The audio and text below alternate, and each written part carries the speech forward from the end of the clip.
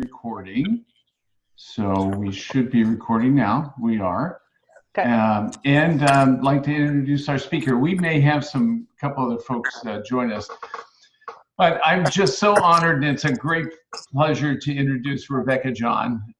She is the Vice President and Chief Operating Officer at Augsburg University, and also a 2015-2016 fellow. And Rebecca, not to throw big numbers, but you've been at Augsburg, I think, 10 years now, right? Yeah, yep. I think I'm starting my 11th year. Wow, nice. Yeah. She's a member of the university's executive leadership team, and her portfolio includes facilities, finance, marketing for not only the main campus, but their other campuses. Her undergraduate degree is from the University of St. Thomas. She holds an MBA and a master's degree in organizational management. And you're working on an EDD from the University of Wisconsin. Pretty cool. Yeah, that's kind of exciting. I just started that last summer. And here's the bottom line. I was honored to work with her on her fellows project. I mean, it was so cool. And it was, she had oversight and planning and communication responsibilities for a new building on the Augsburg campus. And it touched all the things we talk about in terms of adaptive change, and was truly a transformative, Rebecca, I think, transformative thing that happened on your campus. And it really did. It changed the place. Yeah. It changed the place. So, anyways, you have the floor, Rebecca, and it's just great. And thank you for joining us. Okay. Well, thank you. I'm going to share my desktop in a minute here, and hopefully that means that my PowerPoint, which is really more notes than not words, but like than a polished PowerPoint. But I just want to say, you guys started this last summer. I love this program that you're going through. Augsburg has had a number of people over the years, and not only do you create the bond that I know you all have with each other, but there's something about the background that helps you work with others on your campus afterward. So if you have others who have or will be going through the program in the future, I definitely encourage you to talk to them about their projects and such. There's just something a little extra special about how we understand how our places work and need to work after going through this leadership program. So super excited for all of you. And I'll just get into the marketing stuff. So when I went through the program, I was VP of Marketing at Augsburg and was promoted this last summer to Chief Operating Officer. So you see the leadership training works. Okay, let me try this share. I want to share my PowerPoint first of all. Let's try that. Okay. It's gonna give me. All right. Do y'all see the PowerPoint? Yep. Okay. Thank you. I'm gonna also try to show a video in a second, which means I'm gonna have to mess around with the desktop a little bit, I think. And I'm not gonna take you to the history. Although it looks like a history of advertising up here. So I'm not gonna go through all of the detail, but I wanted to go through a little bit of it because sometimes people who are newer to the marketing field are actually kind of stuck in that first bucket of what I would call advertising world that began in earnest in the 50s and ended pretty sharply in the 90s with the advent of the internet. Not that we don't advertise anymore, but the game changed completely. And so I don't know if any of you ever watched Mad Men, but there's a famous scene in that TV show where their client, I think it's Lucky Strike. So I don't actually know if this is a real ad or this is just an ad from the TV show.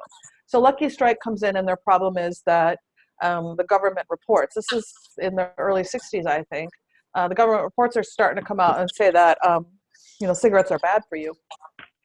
And they didn't know how to, get people to keep smoking.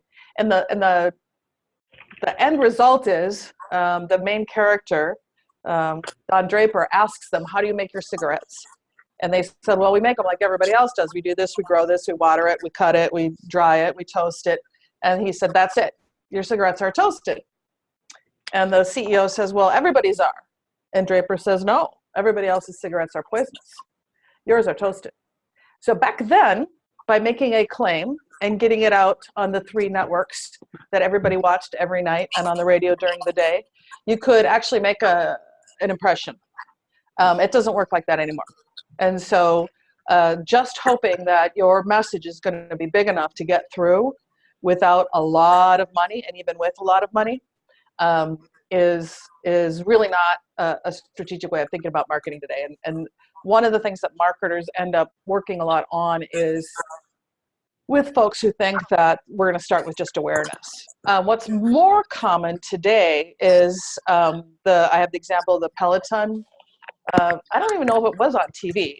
Did you all see that video? Have you seen that on social media? Yeah. Yep. Yeah, okay. So got a big backlash. Not about the product necessarily, right? But about what the product seemed to think about its customers, who the product was commenting about, and how they were showing up in the world. And the real clever one is I don't even know which brand this is, but now are your video, can you see the whole slide, or are you seeing my videos in the way too? Let me get this out of the way. No, we can see it. You can see It's an ad for Aviation Gin. Oh, Aviation Gin, right. So Yeah. Aviation grabs that same actress really quickly, does another ad. They never mention Peloton. They're expecting you to I almost wouldn't have recognized her. And so there's social commentary and presentation of who we are in everything we're saying in our marketplaces today. And the video I want to play, so let's see if I get out of full screen here and go to the video, is Mark Schaefer, and his link is on the bottom of that first slide. Now this is why am I not finding it? This is a little bit of a promotion for him as a speaker, so I apologize for that. But I want you to listen to what he's saying about where we are with marketing today. And that third, he calls them revolutions. It started in the mid-2000s. Like, we've been working on this for 15 years. This is not new to marketers that we no longer have control, but we're still getting used to it. And so, we're going through, he talks about a non-ad, non-loyalty stage. We used to be able to buy enough ads to get attention. Then we introduced loyalty programs, so we would incent people to pay attention. None of that works very much anymore. It's all about relationship and conversation, and you can't buy yourself. He says in the video, we can't buy our way in, we have to be invited in, which makes us sound like vampires, I think. But it's actually true. So I'm going to play about 90 seconds of this video. Let me know if you're not hearing it. We are in the midst of not the third consumer rebellion. Can it be louder? Yeah, I can't hear it. All right. I don't know if it can be louder. Shoot. So it's obviously, I'm gonna try this, but I think that's just my hand. Is it any louder? It is louder, but it's still breaking up. I think it's,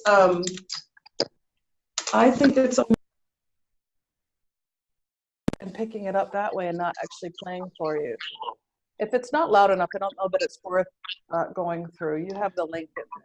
Yeah. Hey, Rebecca, Yeah. if the link's the one on the slide there, just send me the slides and I'll send it out to everybody. Okay. So, and I even put the time on there. If you watch from 1:28 to 4:02, he makes the case about these three. I thought it was interesting because he's got, like, if you can see the screen right now, he's got these examples of these old commercials. And I don't know if you ever lived through them, but they were terrible. And you even remember, like, jingles, like of the Oscar Mayer bologna jingle. We don't see those anymore that much because advertising and marketing have moved beyond just trying to get attention. All right, we'll go back to the PowerPoint. All right, so these are a lot of the things. Now we're back at the PowerPoint. Everyone sees that, right? Yep. Okay, thank you. These are a lot of the things that a marketer might hear from colleagues in their organization, whether it's a campus or not. Hey, we need to go viral, or we need to create a buzz. I've noticed, I gotta say, in the last couple of years, this is dying down a little bit. I don't know if that's because at Augsburg, I've been beating this drum for so long, or if people are actually getting a little more sophisticated with it. Although I will say, just last week, we were talking about at Augsburg the decline in our adult undergraduate program. And the online programs are just eating our lunch, right? You're a working professional, and you have an option to go for cheaper to get your degree, which is your goal here, asynchronously online, or drive to Augsburg once a week for these classes for more money and more time.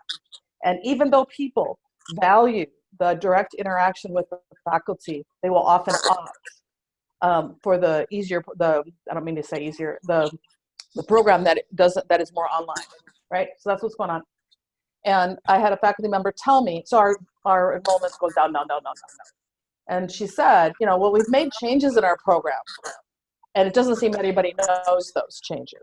And I would submit the changes aren't significant enough to make anybody want to choose the program that we have. Here's what marketers are really thinking about. Who is the audience and how do we reach them? What are we actually trying to get them to believe or feel or do? What need do they have, and how can we address it? What is distinct about what we're doing that only we can solve their problem? And then we get into cool language or headlines or emotional appeals and the tactics of advertising or getting the word out. And I'll go through some of those in order. Here's what marketers are really thinking about. I don't know if you've heard about this, but the demographics of people going to college, I think this is a US number, but it's pretty bad. In most regions, I think the Southwest is probably the one that's the least scary. And when a marketer looks at a slide like this, here's what's very clear to us. When the demographics start going down and your supply exceeds your demand, you cannot be generic. You have got to be distinctive, meaningfully distinctive, do something that nobody else can offer, and something that matters to people. And we have not very long to figure that out, because higher ed has for a long time focused on things like academic excellence. Not that that's bad, but it is not a differentiator. And so when we get into strategy, so here I'm going to use an example. Augsburg has a program for students in recovery from addiction. And so if you talk to, and this is a very heartfelt program, parents of people who never realized, who never believed, who had lost their children, right? Their children were living on the streets, and they get sober, and now they can go to college. The parents of these people are so grateful that there's a program like Augsburg, and some of them have a good deal of money, and they'll give money to it. And this matters so much to them that they want everybody to know about the program. What is our target audience? Everybody. That's actually not an efficient approach if your goal is to help more people in recovery get their college degree. So here's what's actually true. The people who care about this program are families with children in recovery, and only them. Until their children are in recovery, the fact that there's a recovery program in college doesn't mean anything to them. Either their children don't have a problem and they don't really want to focus on it, or they're just trying to keep their child alive, and college is not on their radar. The overlap of those people and those who are aware of collegiate recovery programs, I don't know what it is, but some of them know and some of them don't, that these kind of programs even exist. Who really does know about collegiate recovery programs are the recovery professionals, the counselors. And of those, some of them are aware of Augsburg, right? And so this is the overlap. If we want to get to the green circle, we need to make sure that they're hearing from the people they trust in the blue circle. And instead of going after the yellow circle, that's not on their radar. It's not something they care about right now.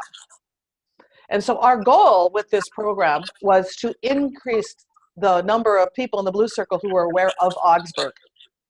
Because what we knew from research was that when a recovery professional says to a parent, Augsburg has a program, those people don't shop. They come and apply at Augsburg.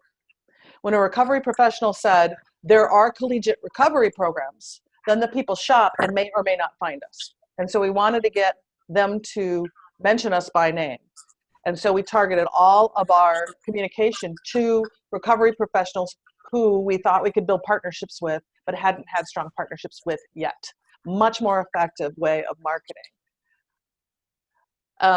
So a strategy, I found a really good definition of this the other couple years ago, is something that you can do where the opposite is also a viable approach. And a really good example are Fidelity and Vanguard. I forget which is which now. Tom, you always remind me. One of these is a low-cost model, and one of them is a high-service model, right? Which one's which? I should have Tell looked you this the up. truth, I'm not sure I remember anymore either.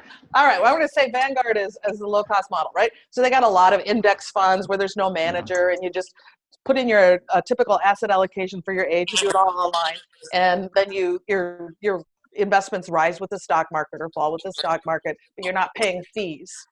And Fidelity is the high-touch one where somebody's talking to you and thinking about your individual risk portfolio and all of that. Both of those are viable approaches. And you can see how they might tell you a story about why they're better than the other choice. Here's what's not a strategy. Because the opposite doesn't make any sense, right? Of course you're going to have a website. Of course you're going to have social media. And so when people used to come to us and say, hey, we need a social, hey. So I can run faster and jump. Don't know what happened. That was loud though for me. People used to come to us and say, you know, we need a social media strategy, and that's a tactic, right? You have to know what you're going to say first. So some years ago, oh, here's another one. When I first got here, we were having trouble in our, with our first year funnel. We were having trouble in a couple of programs, and everybody wanted more awareness. And so when you look at the funnel in this case, this is from 2014, you can see that inquiries, they were down a couple hundred that year. But the real problem was that we admitted 100 more people, but netted, you know, 60 fewer. So after applying and knowing us and being admitted, fewer people were choosing to come here. That is not an awareness problem. They were very aware of us. They had gone through the whole application process. So I was being told, hey, we just need to advertise more. We need to tell our story more. And all that would have done is made more people aware that they didn't want to come here. So you got to be sure you're hitting the funnel at the right point. This got more sophisticated this past year. Augsburg last fall 2019, had the biggest first year class ever. And I think we're maybe the only one in the nation. And one of the things that our enrollment team noticed was that we had a lot of people starting an application, but not finishing an application. And so they focused on that step in the funnel, calling everybody, changing changing to test optional, changing the essay questions so they were more meaningful and that people would finish them. We have a lot of first generation, so working very closely with them on the FAFSA. All of these things, not more advertising, not more inquiries, and ended up with a really strong pool and a really strong class. So where you're meeting people in their buying process is pretty important. About 10 years ago, a guy named Simon Sinek did a pretty famous TED Talk. Many of you probably watched it, Start with the Why. And it's a leadership video, but it applies to marketing as well. And he talks about, he gives an example, I don't know if it's still true, but of Apple and how Apple communicates differently from other companies and products. So, generally, we start from the outside in because it's more concrete, right? We sell a car, our car has high gas mileage, it's electronic, buy our car. We're a great school. We have 50-degree programs and a low faculty to staff ratio, come to our school. And Apple started from the inside out. We make easy to use, beautifully designed products. And we do that through our engineering and our intuitive design. And what do we sell? Well, TVs and phones, and the breadth of their product offering is much broader, and their story is much more compelling. Now that's been updated by in the marketing world because we need to start with who. And so Michael Bachman, I don't actually know him, but there's a link to his piece about this. and I'm just going to give you a couple of comments about it. He says, the why is a good story. The who is the lived experience. And increasingly today, people are, you see this all over the place, buying for their values, buying because of what a company stands for. Cynic did say, people don't buy what you do, or don't try to get people who need what you sell. Try to find people who believe what you believe. And if you're going to try to find people who believe what you believe, then you have to know who you are. And who is becoming very, very important here. To the point where your first audience, as a marketer, needs to be the people closest to the institution, the employees. The values that we stand for, that every employee out there is able to say, here's what we're like. It's like this. This is what we care about at Augsburg or whatever your institution is. And if you don't have that and you just leap to the outside, to those prospective customers, it's not going to work in this values-based world. Here's a great example. This is not an advertisement, but this is, when I read this as a marketer, I'm like, this is so on brand. I don't know if you saw this, but this is, Indiana University has made been very upfront about its commitment to free speech, and that, you know, their whole commentary about safe spaces and all that free speech was important, that they were going to have a thinking audience. And then one of their professors, he'd been doing this for a long time, but people became aware of it. So he'd been putting racist, sexist, and homophobic stuff on his personal social media. And folks got a hold of this and lobbied to get him fired. And I don't know what you know about those kinds of processes, but that's not a thing that's just going to automatically happen, especially with a tenured professor in higher ed. Even though that probably wasn't a smart thing for him to do. And so this letter, the provost goes through and says, we stand for free speech. He has every right to say this stuff on his personal social media. And she's very clear. She says things like, as stupid as it is. So she makes no bones about the fact that she disagrees with it. And says, but of course we would not fire him for that. Even if we could. Can't and won't. This is different from what most institutions do, where they kind of say, well, you know, it's complicated and it's private. We don't comment on personnel issues, and there's a process. And all those things are true. But she's saying, no, we wouldn't do this. But were he to do this kind of conversation here at the school, then of course we would take appropriate action. So she's warning him. Then she says, of course, students might be concerned about whether he would be a fair grader. So he's going to do blind grading. And we're going to make sure that you never have to take a class from him. There's always an alternative.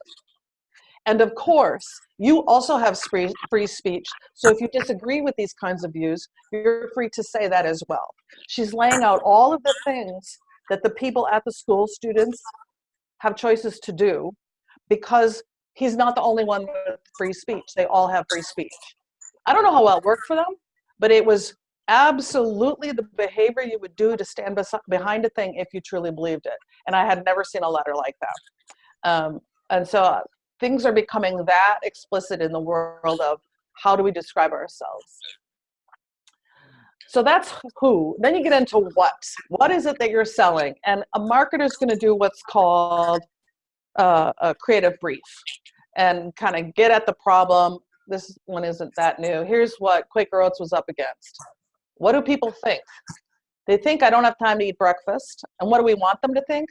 That it's not a matter of time, but energy. You have to get to this core insights before you can start just putting stuff out there. Where are they now, and where do we want them to be? After you know who they are. One of the most famous ones, which was an emotional one, and it's a little bit old, but got milk. So milk consumption had been declining. It's on the decline again, but at the time it had been declining a lot. And almost to the point where, so it was the California Fluid Milk Producers Association that went to, now I'm forgetting the name of the agency that did this. And they said, you know, we're either going to figure this out or we're going to be out of business. And they had tried everything already. They had tried talking about how healthy it was, and they had all kinds of different advertisements. And what this group did, this agency, and I don't think they knew how it was going to come out, but they believed that they needed to get an emotion. Everything else was intellectual. This is good for you, or builds strong bones or whatever. So they had volunteers not drink milk for, I don't know if it was a month or 3 months, and journal.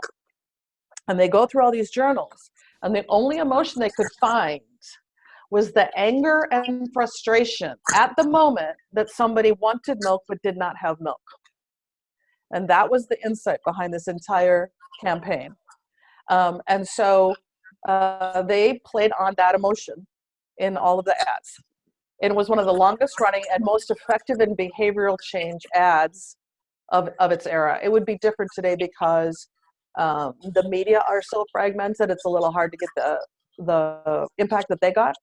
And so people actually started buying milk again. And they would put these ads near grocery stores or in grocery stores because only at the moment of purchase was it, they found that it was only at the moment of purchase was it powerful. So that's how strong emotions are.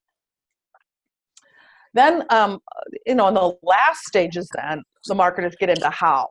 What are the media we're going to use after we figure out the creative?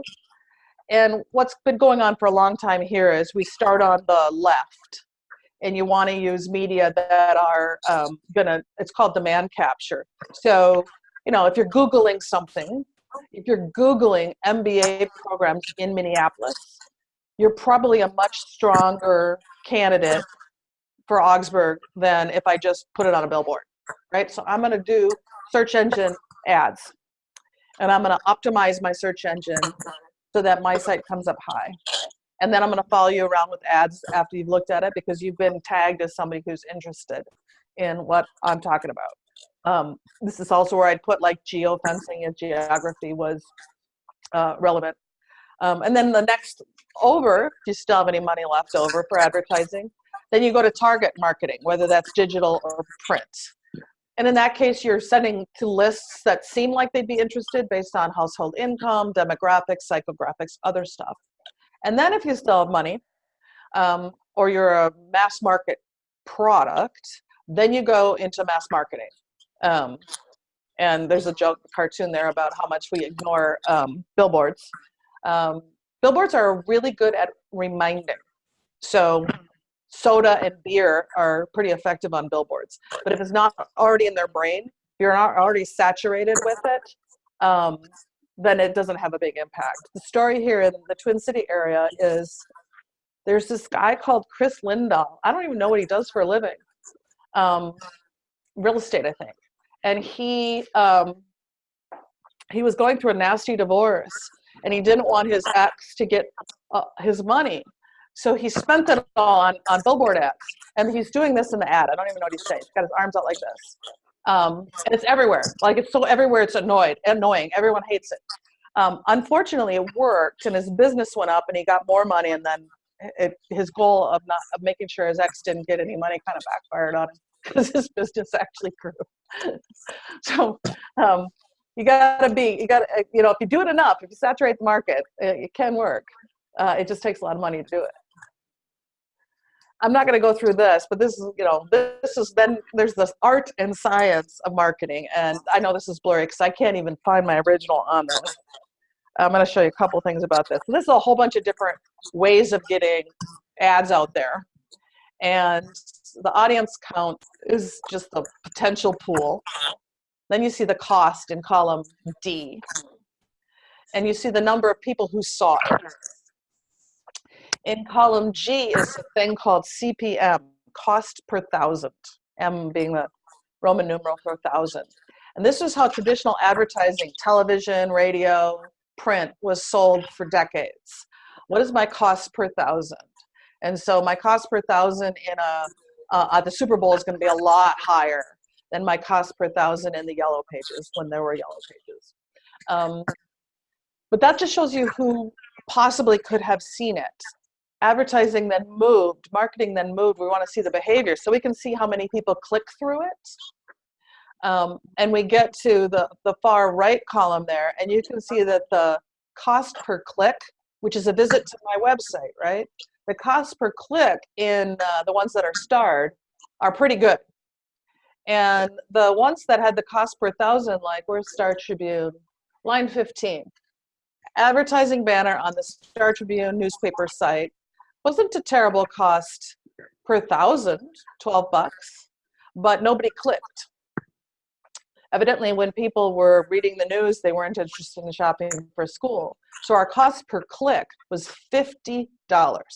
And so we did not renew that contract. We moved the money back into things like Pandora. Now, this is a little bit old, this data. That Pandora number is so small that my suspicion, cost per click, my suspicion is some of those clicks for them trying to close it and not being able to do that effectively. We don't do this anymore. You can't do this by spreadsheets anymore. We hire a company.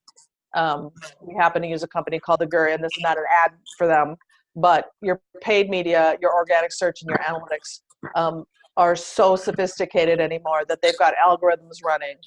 And we meet with them once a month for them to say, here are the next 2 things you should do to refine, you know, get the next bump out of your dollar.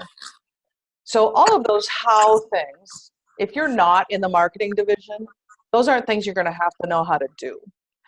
Just know that they have to do them. But you're going to get the biggest bang for the creative and the science part of the distribution if you have clear that who and that what up front. And so I'll just close with this slide and see what questions anybody has.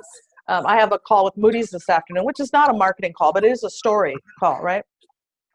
And remember I told you we had this giant class coming in. And this is a picture of the class. This picture is as powerful of a piece of our story as any numbers I'm going to show Moody's this afternoon. Augsburg is 2/3 of this class, incoming first-year class, for students of color. But that's just one kind of inclusion and diversity that we're known for. We have veterans, we have people with different physical abilities, we have students in recovery, we have a lot of various gender identities. We have, I'm missing a couple of important ones, people with learning differences. And so our diversity is pretty diverse. And so we're known for that, and it's one of the only segments of the high school market that's growing, which means something to Moody's. And so this picture just shows that, and it sets the stage for the entire conversation we're going to have with them about our plans going forward, because we have a distinctiveness, and students are being attracted to learning in a pluralistic school. And that is one of the strongest strategies that we have in a market where everything else is declining with demographics. And so that video I was going to show you, and it was loud enough, with Mark talking, he ends up with talking about it's the human impression. He uses this phrase, people want to know the hands that made it. So I don't know if he's referring to, there's a story out there in marketing world about, you know, homemade soap. And people don't buy the homemade soap because they want soap that's homemade, but that they think it smells better than other soap. It's because of the story of the person who's making it. I don't know what their story is, but you know, maybe they raise the, it's got goat's milk in it, and they actually raise the goats, and the goats are treated humanely. And there's a, I guess there's a, I haven't seen it. There's a TV show where they make fun of the hipsters ordering food, and they wanted to know the name of the chicken and what the chicken's life was. And it's a little bit of a parody, but it's a lot of actually what's going on today. And in the world of people consuming things, where it matters so much to them, what it says about them, that they chose this thing, that we as marketers and as people who deliver services and run them need to pay attention to.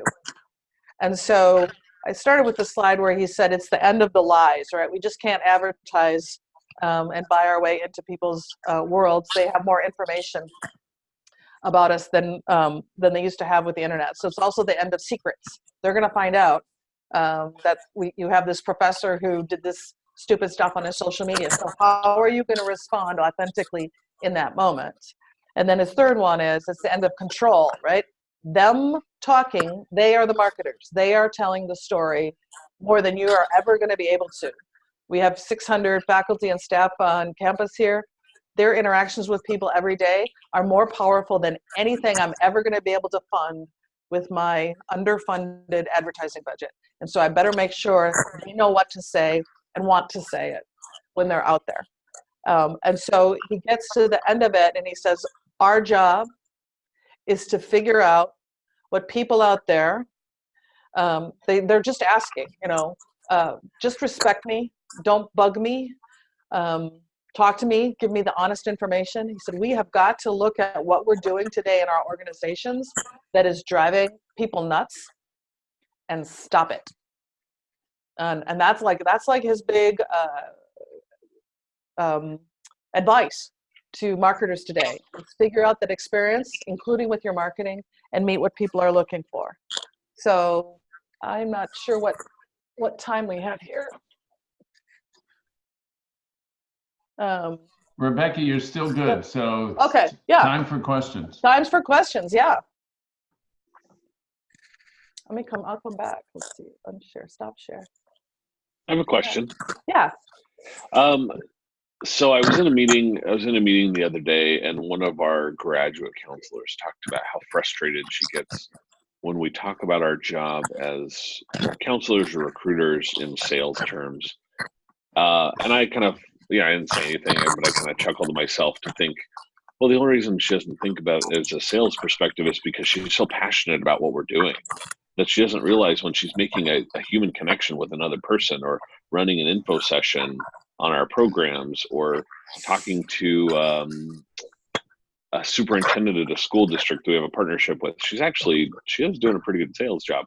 So how do you help, I guess, in some ways translate the business speak that we work with in the advertising and kind of the marketing world to folks who are turned off immediately by some of that kind of lingo, and who really need to hear it translated into more of the vocational kind of language?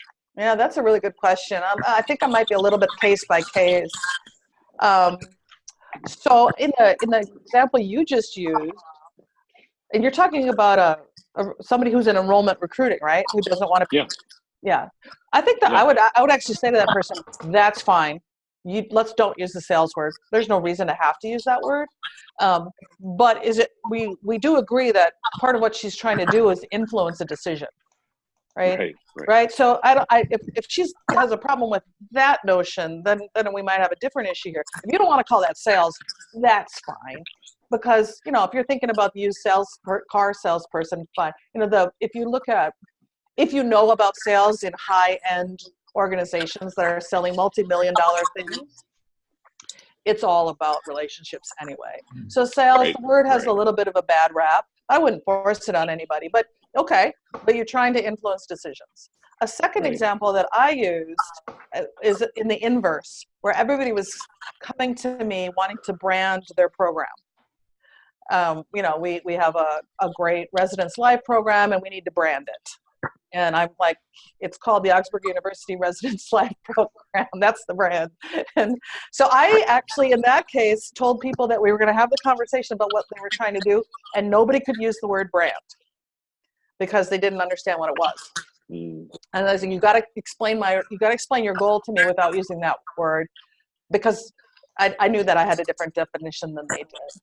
The trickier ones, I don't use customer for students.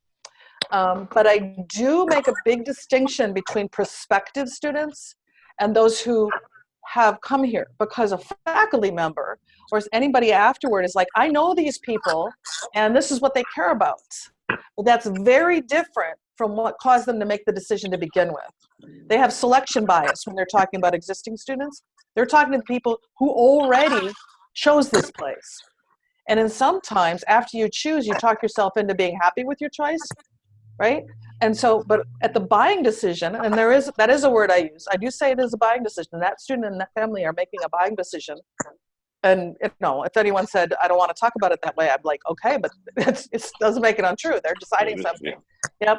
And so there are some of those things. I think the harder ones have been in the finance area, where we first had to convince people that we needed to talk about profit. or what that was. We use the word margin, but even then, in many programs, we're not as far as we need to be there. People will look at how many students they have, what tuition those students pay, what it costs to pay the faculty and staff and in their departments, and then say, well, we still can spend another $10,000 and still break even. And they're not counting, the electricity and the paper and any of that. And so even when we get to people paying attention to the financial model, and this is true in any organization, nobody wants to have half of the money that they bring in or deliver the service to bring in to just be taken away and go to overhead. But in every company in the world, that's what happens. There's just to cover the IT that they use every day, right, is a cost. And so those are incremental conversations. The thing that does help is if you start the conversation with financial results are not the goal. They're the result of our work. They're necessary to keep us alive. It's important. If we believe in our mission, it's important that we figure out how to do this financially sustainably so we can be here in 10 years. But that's not the goal. The goal is to serve these students. I don't know if that helps, but that's kind of approach I've taken in a couple of areas. Yeah, absolutely. And I love, it's very situational. And also the fact that when new people do use the lingo, they don't always know exactly what they're saying. Right. So then you can just say, you can say, let's just talk with other words. Yeah. Great. Thanks. Mm-hmm. I have a question. I'm the Dean of an Art and Design School within a university, and there's always talk about, we've had consultants come in, so I've had people tell me that you should be completely in line with the brand of the university, the culture of the university. And then I've had other consultants come in and say, you're an art and design school, you should have some differentiation from the rest of the university because of that. How do you feel about that? I would it's a really good question. It's called brand strategy. And I could have added that slide. How big is your school? 500 students. Small. Okay. So the smaller, the less I would try to do differentiation. I'm not sure if I would not try to differentiate from the school. Right. I would try to differentiate from other art programs. Mm-hmm. Right. Your prospective student is not choosing between you and the overall university. They have to choose both. So you don't want to say, well, we're different from that. Mm-hmm. You want to say, you don't want to go to that school because our art program is this much better and our school is that much better. And they dovetail, right? So I would not try to differentiate from the school. It costs a lot of money to stand out. You have to repeat your message over and over and over, which is why I made the joke earlier about our brand being Augsburg, because if you're going to be out there putting out, residents' life, and you're spending some of the institutional money to do it, but our logo's not up there, that's a missed opportunity for that name to get repeated. Your school needs that name repeated. The thing about art, did you say art and science or just art? Art and design. Art and design, okay. So when I first was coming into higher ed 10 years ago, I was looking at brands of different schools, and some of them were all over the map. Like you couldn't even tell that these were at the same school, right? They were very different, and they weren't. That doesn't help you leverage the small amount of dollars you have. The school that was most consistent at the time was the University of Pennsylvania. So I put up the logos for all of their different schools, and they were all the same with just the name, except the art school was black and white. It was the one.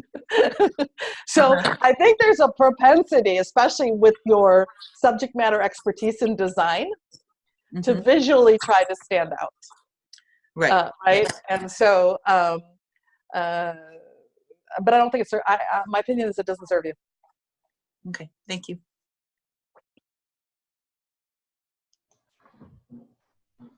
Hey, Rebecca, I'm going to throw one in that's kind of interesting. And Dan, you may have to help my memory here, but when we were moving, when some big events happened at the university, we really did some episodic marketing that was really interesting. Like, since everybody in Central Texas drove past our old campus every day. I mean, I-35 was 15. Dan, do you remember those big billboards we put up on I-35 during the relocation that had things like our Yeah. logo and stuff, and then said innovative, you know, because everybody knew we were doing it. Yeah, we didn't really, there wasn't a whole lot of name there wasn't anything overt about our name or anything. It was just small logo, 1 or 2 words, big purple billboard. Yeah, What was interesting about it, and it's got to be something big, is I couldn't, after all that stuff, I couldn't walk through the airport without people coming up and saying, hey, how's it going? What's going on? But, you know, that sort of broad, very kind of broad marketing. And when you see something, capturing that moment, saying, holy cow, let's capture this. I agree with that. There's a couple of things in your story that are really interesting. You were president at the time, Tom, right? So these people in the airport, they knew who you were, right? Yes. Yeah, Oh, okay. So yeah. absolutely, right. So Augsburg changed its name to Augsburg University a couple years ago. And this year's our sesquicentennial. So yeah, we're putting stuff out there that uses something that we were doing, which isn't all that distinctive in terms of making that buying decision, arguably, but it gives us a reason to talk about ourselves so we can get in the news cycle. We'll do that. And so yes, I absolutely think that was powerful. Here's the I'm gonna make fun of presidents downtown. So what happens to a university president? Okay, so I'm in a room and that's the university president over there, and I'm about to be introduced, or I know him, and I want to build a relationship, right? So I'm going to say the first thing that comes to mind that I can say that's positive. So your experience, Tom, as president of Concordia, was a bunch of people coming up to you trying to please you with good things, right? I've had this experience where there was a big article in the local newspaper, and it was a small startup. It had our logo in it, but it didn't say a word about us in the story. And the CEO was in seventh heaven because everybody kept coming up to him and saying, great story. Well, they hadn't read the story because we weren't in the story. So I just have so here's, you, Tom, you know Stephen Jędrzejczyk, he was in this program last year. I think I might have told this joke. Here's his idea. He wants to invent an RFID tracker that he can put on a president's car. And when the president drives by the digital billboards, it changes to the university ad. And it's much cheaper because the cost per 1,000 will go way down. But then the president will be happy. So we were laughing, but we were actually talking to Minneapolis College of NCTC, whatever, Minneapolis Technology School. They literally put a billboard outside the president's office window. So he would be happy that they were advertising on billboards. So yes, it can happen. It would be great to see if you could measure if the goal was awareness that you were moving, you probably achieved it. I'm going to use a counter example in a second here. If your goal was to get to have that increased enrollment, that'd be tougher to show. We had somebody we have a location in Rochester, Minnesota, and without working with the marketing department, they ran some billboards that said, I think it said, you are here, so are we. Like, you are here in Rochester, and so are we, Augsburg and Rochester.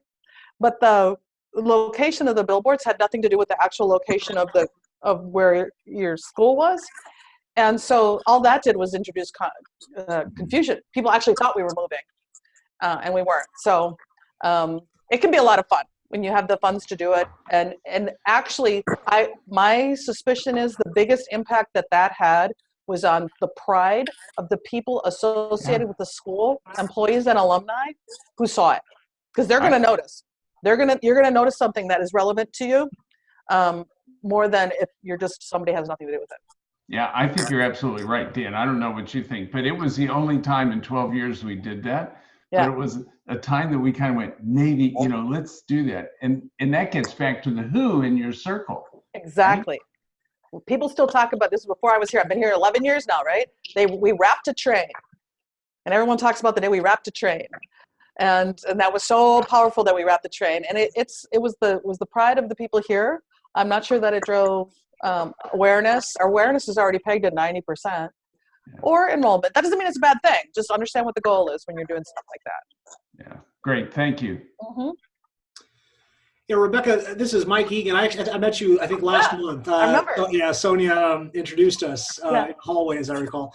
Yeah. Earlier, you mentioned, again, with who at the center, and this idea of, first and foremost, it's about like what the people at the institution believe, right? Yeah. And every, so it's kind of working from the inside out. Right. How have you had any efforts to engage your faculty, your students, the people within the community to try to tap into what that is, and then figure out a way to distill that so that the message of what that is could be distributed to your prospective customers? Yeah. This would be, just as a note, something that you'll never be done with, right? You got to, especially if you think about how many new faculty and staff you bring in a year, and students even. So we had the advantage here at Augsburg, maybe your organization is similar, where our mission is very clear and I've never worked at a place, this is my only higher ed institution that I've ever worked at, never worked at a place where the mission was so embraced. So we've got that going for us. If that's not where you are, that's where you have to start. When I came in 2010, we were just rewriting the mission, and it took 2 years, and it was a collaborative effort, and everybody was bought in. We have an excellent chief strategy officer, so we've had 2 long-term strategic plans since then that have involved campus-wide input, and so that has continued. In fact, I'm going to get some concrete examples here, but this is just the baseline, so that I'm fortunate to start at this baseline. We had a all-campus meeting. We have one every May, and this past May, we were looking at an article from Harvard Business Review about culture. And there was 8 different kinds of culture, and we did the remote voting about where we are now and where we think we ought to be. And the preponderance of results said that today we are purpose-driven. That's good. That's our mission. And caring.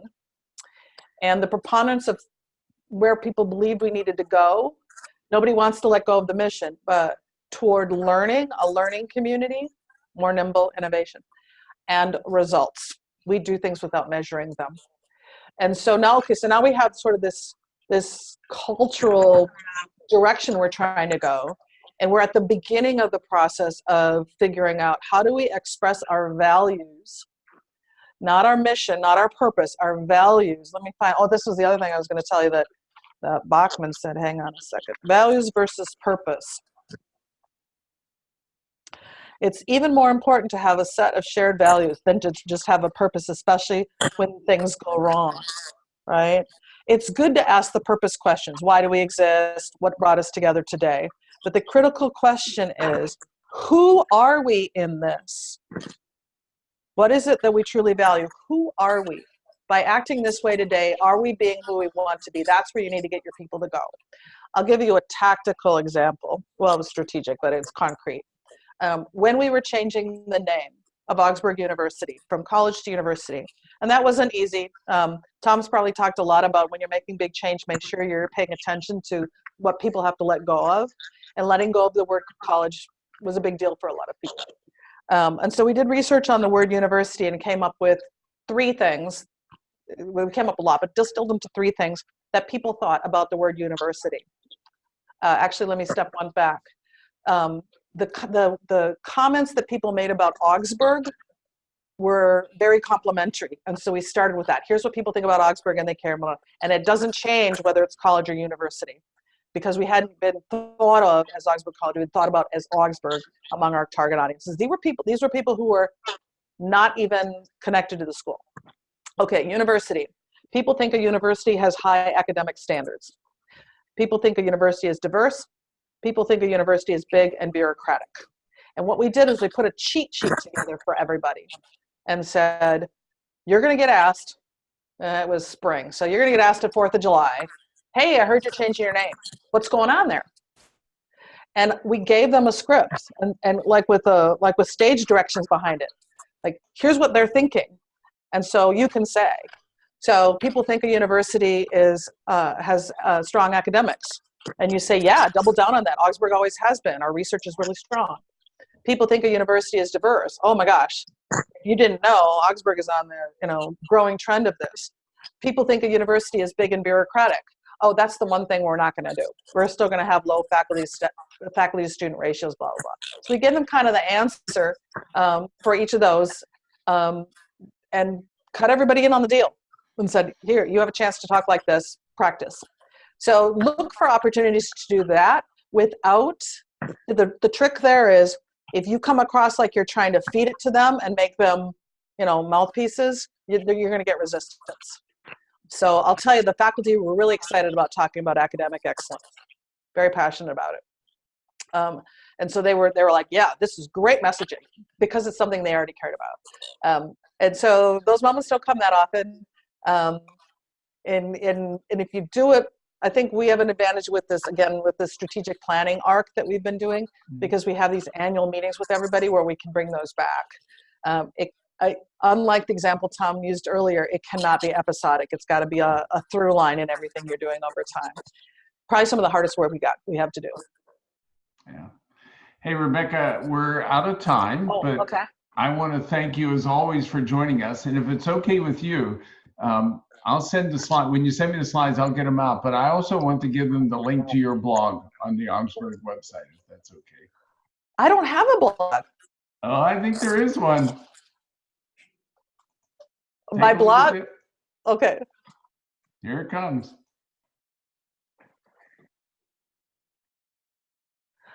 Oh, I wonder what that is. So you didn't know that was there? Oh, you know what that is? That's those, huh? No, I didn't. These are the stories. These are the stories that I have written for the printed magazine. These are electronic version of those stories. So I'm the byline in all of these. I just didn't realize they were blogs. Absolutely. Oh.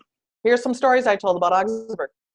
Yeah, I think it's great. I just loved it. And believe it or not, you Google your name. Yeah, that comes up. Oh, that'll work for me. They're getting old. I haven't written for a couple of years. I better write another story so it doesn't look like I quit. Absolutely. Please share that. That'd be wonderful.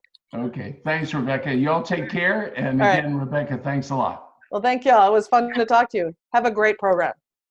Thank you. Okay. See ya. Bye-bye.